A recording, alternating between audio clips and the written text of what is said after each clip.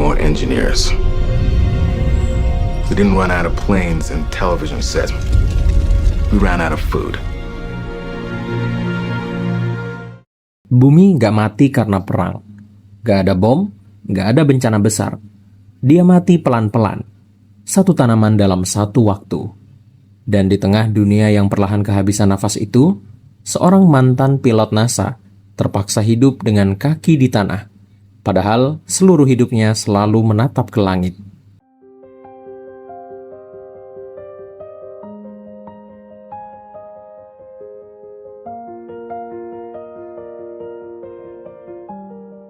Berawal dari sebuah dunia yang udah hampir menyerah.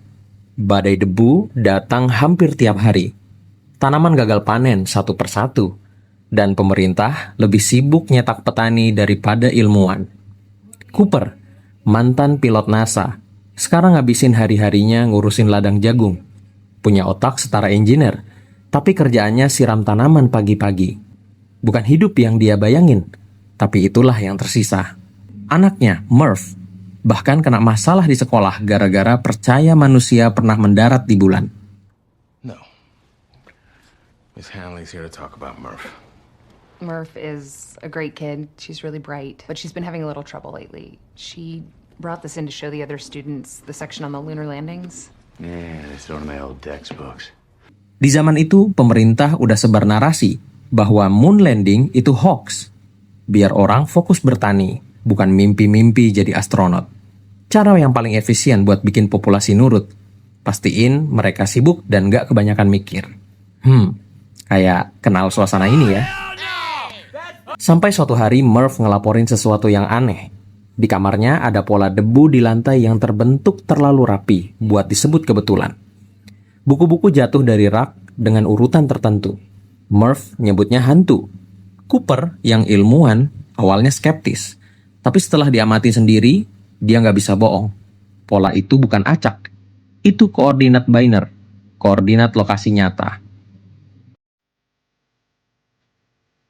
It's not a ghost.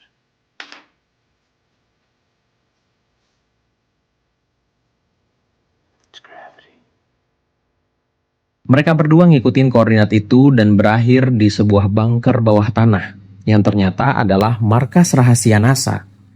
NASA yang katanya udah bubar, yang katanya udah nggak ada, tapi nyatanya masih ada, cuma pindah alamat. Di sini Cooper reuni sama Profesor Brand, mantan bosnya. Dan Brand langsung to the point. Bumi diprediksi nggak akan bisa menghidupi manusia lebih dari 1 atau 2 generasi lagi. Manusia harus pindah planet.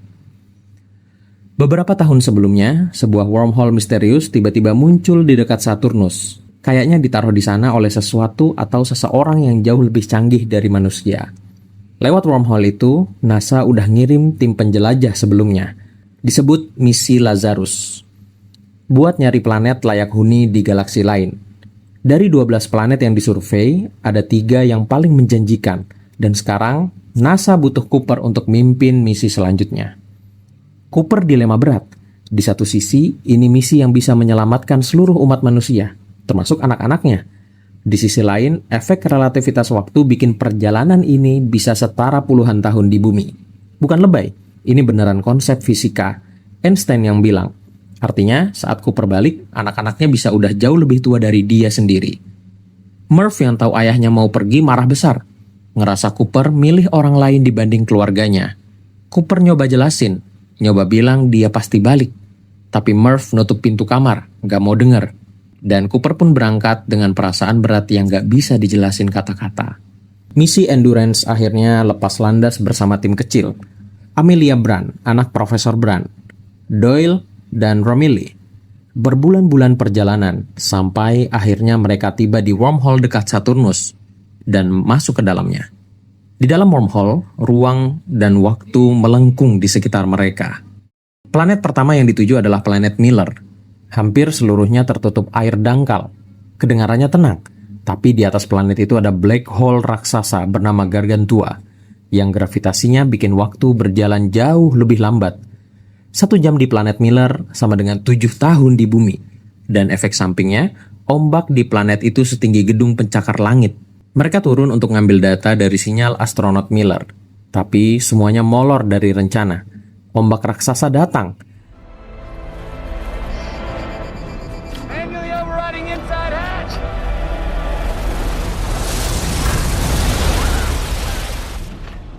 Doyle tewas tersapu, dan mereka baru bisa balik ke Endurance setelah hampir 3 jam di bawah. Saat naik ke kapal dan ketemu Romilly yang lagi nungguin, Romilly udah nunggu 23 tahun. 23 tahun. Romilly sendirian di atas, baca buku, makan ransum, meditasi, sementara di bawah cuma 3 jam berlalu. Ini bukan pertemanan, ini ketidakadilan kosmis. Cooper buka pesan video dari keluarga yang udah numpuk bertahun-tahun. Tom tumbuh jadi pria dewasa, nikah dan punya anak. Dan Murph yang waktu ditinggal masih anak kecil yang marah, sekarang udah seumuran Cooper saat berangkat. Di salah satu pesannya Murph bilang datar, hari ini umurku sama kayak umur ayah waktu ayah pergi. Tanpa banyak kata, penuh luka yang udah lama mengeras jadi bekas. Cooper diam. Dan hampir semua orang yang nonton adegan ini ikut nangis, tanpa malu-malu. Diskusi berikutnya adalah soal planet mana yang ingin dikunjungi, Man atau Edmonds. Amelia pilih Edmonds karena ada alasan personal. Dia punya perasaan sama astronot yang dikirim ke sana. Cooper milih Man berdasarkan data. Mayoritas setuju ke Man. Dan untuk pertama kalinya di film ini, Cooper salah pilih. Planet Man kelihatan menjanjikan dari luar. Ada lapisan es, ada atmosfer, dan Dr. Man yang dikirim ke sana masih hidup dalam kondisi hibernasi. Saat dibangunin, Man kelihatan sangat lega ketemu orang lain. Wajar, dia udah sendirian bertahun-tahun di planet asing yang sepi. Sendirian di planet asing itu bukan romantis, itu perlahan-lahan menghancurkan akal sehat. Dan kehancuran itu terkonfirmasi dengan cara yang brutal. Dr. Man ternyata memalsukan semua data planetnya. Planet ini sama sekali nggak layak huni. Lapisan bawah atmosfernya penuh amonia yang mematikan. Man menyebarkan sinyal palsu selama bertahun-tahun karena takut mati sendirian dan udah putus asa. Basically, dia catfish NASA dari luar galaksi. Tingkat kejahatannya ini sih udah intergalaktik ya guys. Man bahkan nyoba bunuh Cooper, ninggalinnya di luar di planet beku dengan helm yang rusak. Cooper hampir mati, tapi berhasil diselamatkan. Man kemudian nyuri pesawat lander buat kabur ke Endurance, tapi nggak kompeten buat docking dengan benar. Modul meledak, Man tewas, dan Endurance rusak parah. Cooper dan Amelia dengan susah payah berhasil docking ke kapal yang lagi berputar nggak terkontrol.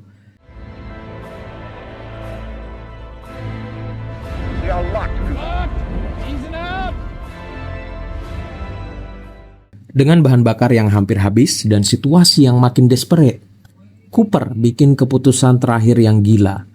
Mereka bakal pakai gravitasi Gargantua buat slingshot atau lemparin Endurance ke arah planet Edmonds. Tapi buat berhasil, seseorang harus dikorbankan. Cooper dan robot TARS memisahkan diri dari Endurance dan terjun masuk ke dalam black hole, supaya massa yang berkurang kasih Endurance cukup dorongan buat sampai ke tujuan. Cooper masuk ke dalam Gargantua, dan di titik inilah film naik ke level yang berbeda. Di dalam black hole, Cooper nggak langsung mati seperti yang semua orang kira. Dia jatuh ke dalam sesuatu yang disebut Tesseract, sebuah ruang berdimensi 5 yang diciptakan oleh entitas dari masa depan. Entitas yang ternyata adalah manusia. Manusia jauh di masa depan yang udah bisa memanipulasi gravitasi dan waktu. Mereka yang taruh wormhole di dekat Saturnus. Mereka yang dari awal ngarahin Cooper ke misi ini.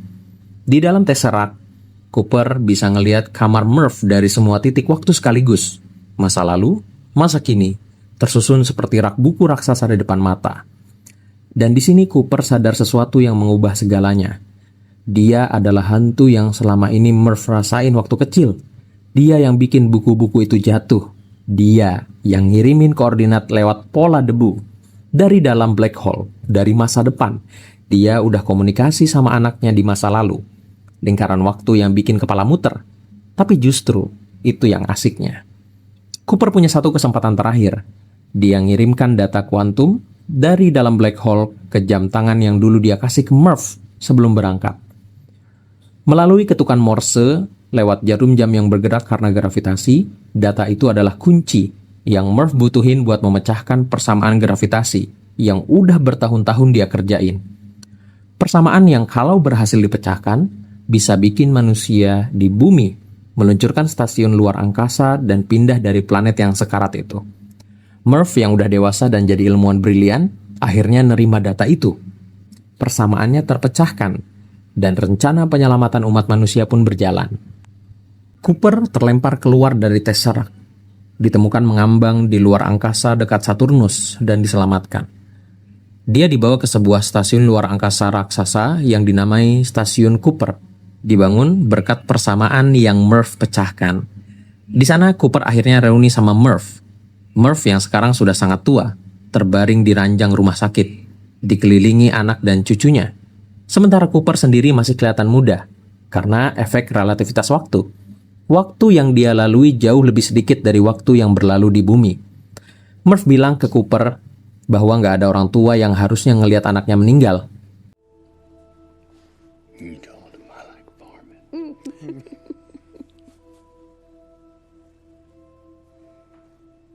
It was me, Murph. I was your ghost. I know. People didn't believe me. They thought that I was doing it all myself. But Dia minta Cooper pergi nemuin Amelia yang sendirian di planet Edmonds, yang masih menunggu di sana. Cooper mengiyakan. Dia ambil pesawat, terbang keluar stasiun, dan kamera perlahan mundur, menampilkan hamparan luar angkasa yang luas. Dengan Cooper terbang sendirian menuju arah yang baru. Yap, itu tadi keseluruhan cerita filmnya. Kalau kalian punya pandangan lain soal film ini, share di komentar. Dan kalau channel ini ngebantu kalian lebih paham sebuah film, subscribe aja biar gak ketinggalan pembahasan selanjutnya. See ya!